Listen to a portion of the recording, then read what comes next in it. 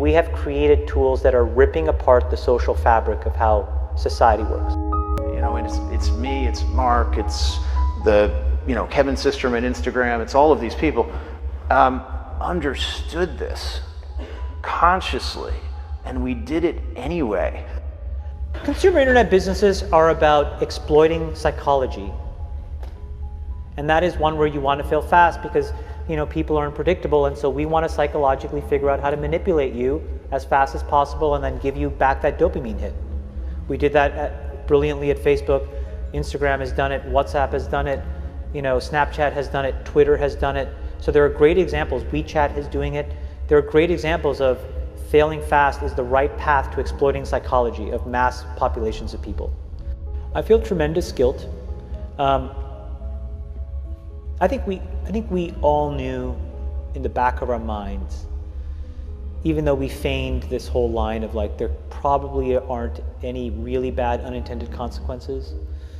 I think in the back, deep recesses of our minds, we kind of knew something bad could happen.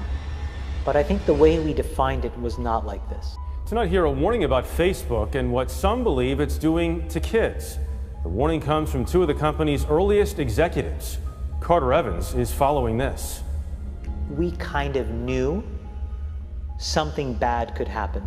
Chamath Palihapitiya, a former Facebook executive once in charge of user growth, now says he has tremendous guilt about the social network he helped build.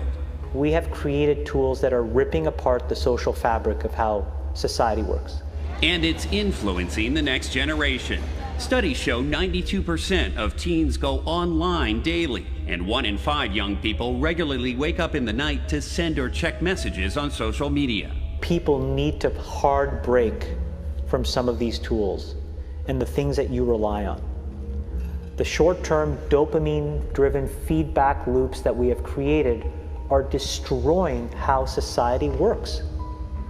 No civil discourse, no cooperation, misinformation, mistruth. Bad actors can now manipulate large swaths of people to do anything you want. He's not the only social media executive blowing the whistle. Former Facebook president Sean Parker recently said the initial goal was to get people hooked. You're exploiting a vulnerability in human psychology.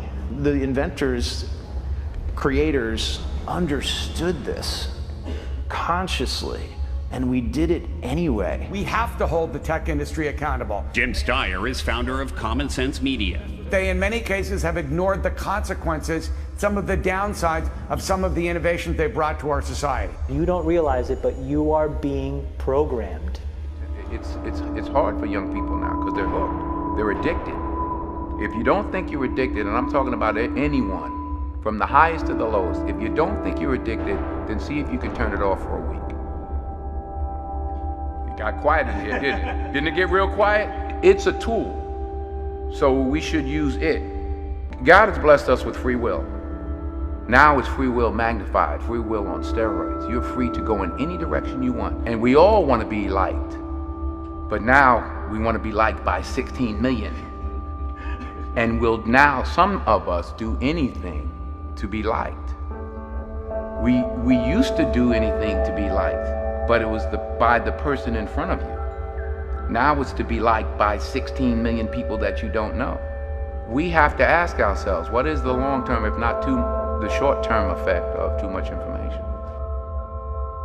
What I said was, I think the tools that have been created today are starting to erode the social fabric of how society works. And what I meant by that is the following thing.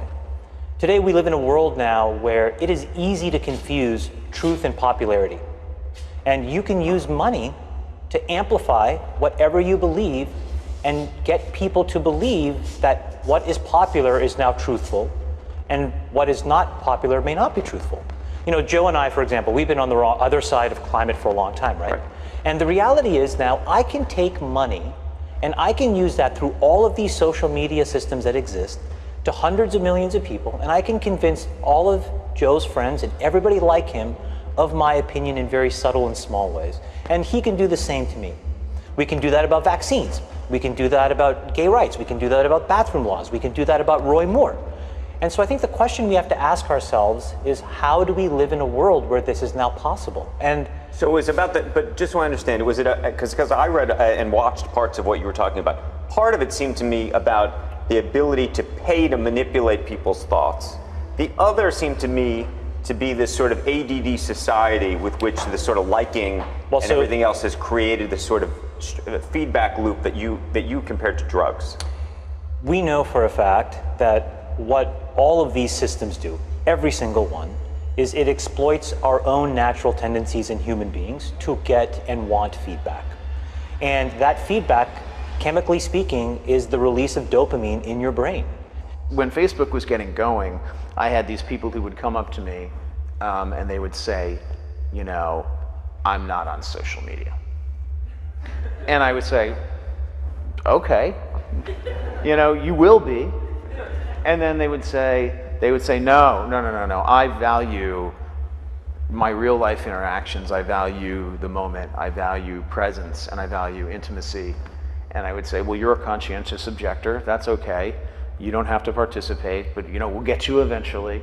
and like, I don't know if I really understood the consequences of what I was saying. Because the unintended consequences of a network when it grows to 1 billion or 2 billion people, and it literally changes your relationship with society, with each other, with you know, it probably interferes with productivity in weird ways. God only knows what it's doing to our children's brains. You know, if the thought process that went into building these applications, Facebook being the first of them to really understand it, that thought process was all about how do we consume as much of your time and conscious attention as possible. And that means that we need to sort of give you a little dopamine hit every once in a while because someone liked or commented on a photo or a post or whatever. And that's going to get you to contribute more content, and that's going to get you, you know, more likes and comments. I mean, it's a social validation feedback loop that it's like it's exactly the kind of thing that a hacker like myself would come up with, because you're exploiting a vulnerability in human psychology. It literally is a point now where I think we have created tools that are ripping apart the social fabric of how society works. That is truly where we are. And I would encourage all of you, as the future leaders of the world, to really internalize how important this is. If you feed the beast, that beast will destroy you. And I don't have a good solution. You know, my solution is I just don't use these tools anymore. I haven't for years. It's created huge tension with my friends, huge tensions in my social circles. If you look at, like, you know, my Facebook feed, I've posted maybe 2 times in 7 years. 3 times, 5 times. It's less than 10. And it's weird. I guess I kind of just innately didn't want to get programmed. And so I just tuned it out. But I didn't confront it. And now to see what's happening, it really bums me out. Like, think about, like, there were these examples where there was a hoax in WhatsApp where in some, like, village in India, people were, like, afraid that their kids were going to get kidnapped, etc. And then there were these lynchings that happened as a result, where people were, like, vigilante running around. They think they found the person, and I mean, seriously? Like, that's what we're dealing with. You know, imagine, like, when you take that to the extreme, where, you know, bad actors can now manipulate large swaths of people to do anything you want. It's a really, really bad state of affairs. And we compound the problem, right? We curate our lives around this perceived sense of perfection because we get rewarded in these short-term signals, hearts, likes, thumbs up, and we conflate that with value, and we conflate it with truth.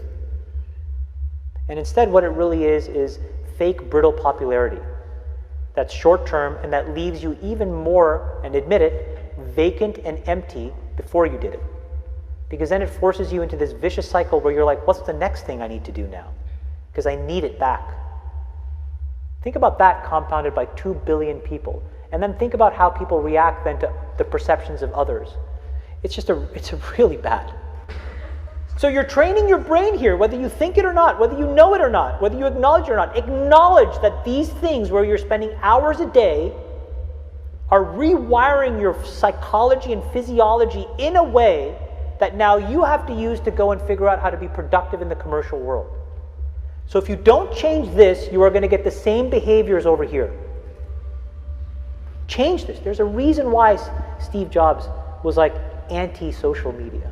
And I think that if you get too desensitized and you need it over and over and over again, then you become actually detached from the world in which you live. You become callous, you become crude. And you live in front of your screen.